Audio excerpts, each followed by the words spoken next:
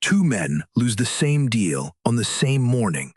The first spends the rest of his week replaying it, telling everyone how unfair it was, tightening with resentment every time it crosses his mind.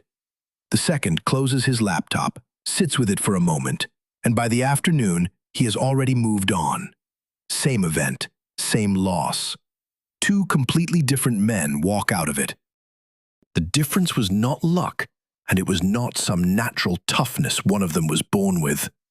It was a set of mental habits the second man built on purpose, and most of them were written down almost 2,000 years ago by men who were dealing with exile, war, and the loss of everything they owned. Negativity is not a mood that simply happens to you. It is a process, and most men run it without ever touching the controls.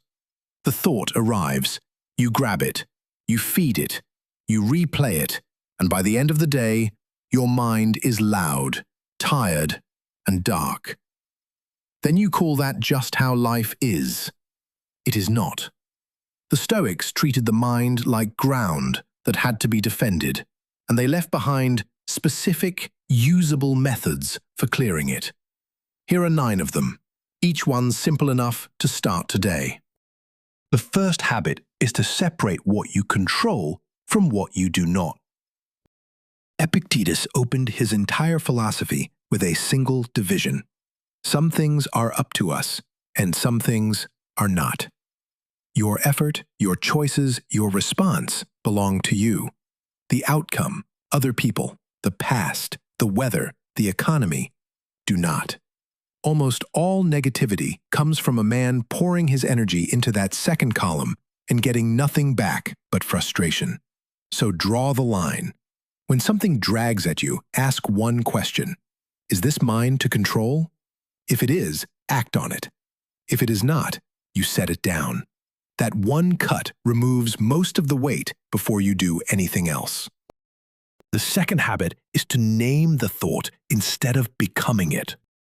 Marcus Aurelius reminded himself that he had power over his mind, not over outside events, and that the day he truly understood this, he would find his strength.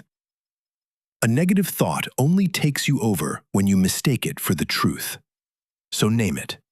Say quietly, "This is a thought about failing. It is not the fact of failing." That small gap between you and the thought is where clarity lives. You stop being the storm, and you become the man calmly watching it pass through. The third habit is to rehearse the worst on purpose.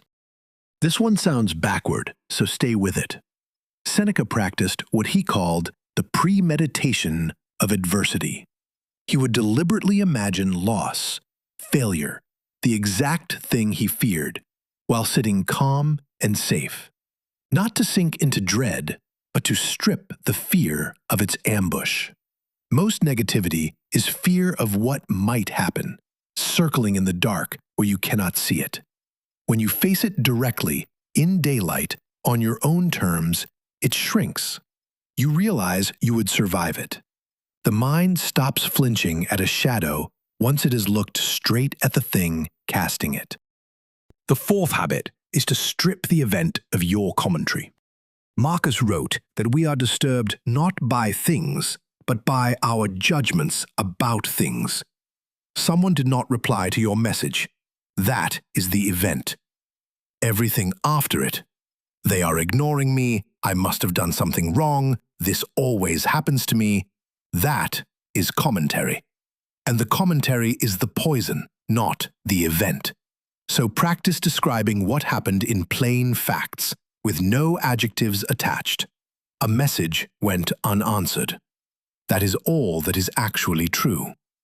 The story you wrapped around it was optional, and you are allowed to decline to tell it.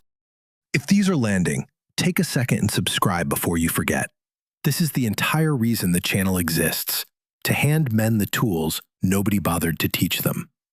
5 more coming, and number 7 is the one most men need the most. The fifth habit is to take the view from above. When his mind got loud, Marcus Aurelius practiced pulling the camera back.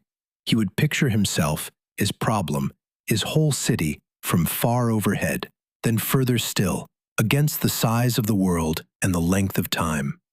From ground level, the insult or the setback fills the entire sky. From above, it becomes one small thing among countless others, most of which will not matter in a year. This is not denial, it is proportion. A great deal of negativity is simply a failure of scale, and the view from above puts the scale back. The sixth habit is to stop demanding that it be different.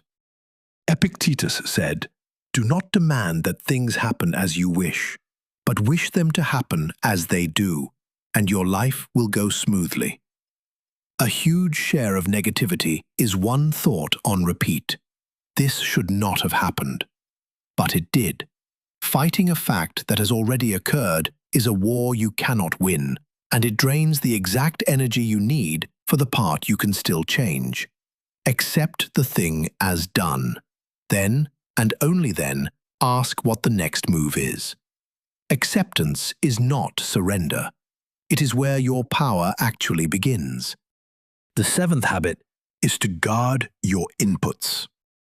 Marcus warned that the soul takes on the color of its thoughts, and your thoughts take on the color of whatever you feed them. The men you listen to, the feeds you scroll, the voices in your ear all day long become the raw material of your mind. If your inputs are outrage, comparison, and complaint, your mind will run negative no matter how many techniques you practice on top. So audit what you let in. Cut the sources that leave you heavier every time. This is the most practical habit on the list, and the one most men quietly refuse to do. The eighth habit is to act, not marinate. There is a point where thinking about a problem stops being useful and turns into a way of suffering it over and over. Marcus told himself to waste no more time arguing about what a good man should be and simply to be one. The fastest way out of a negative loop is one small action aimed at the thing itself. Send the message. Start the set. Make the call. Motion breaks rumination because the mind cannot spiral and build at the same time. When you catch yourself circling, do the smallest next thing in front of you. The ninth habit is to close the day with a review. Seneca ended each day by asking himself what he had done, where he had fallen short, and what he had handled well. Calmly, like a man reviewing his accounts, not a man beating himself in the dark. This does two things at once.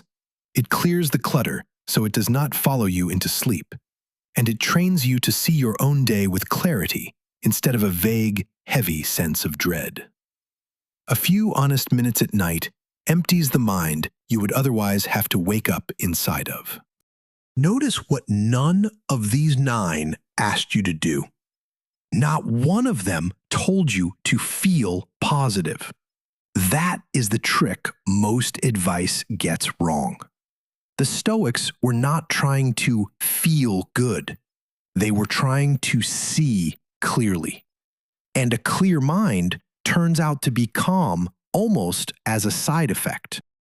Keep running your mind on its default setting, grabbing every thought, adding commentary, fighting facts that already happened, feeding on bad inputs, and you stay reactive, heavy, and a step behind your own life.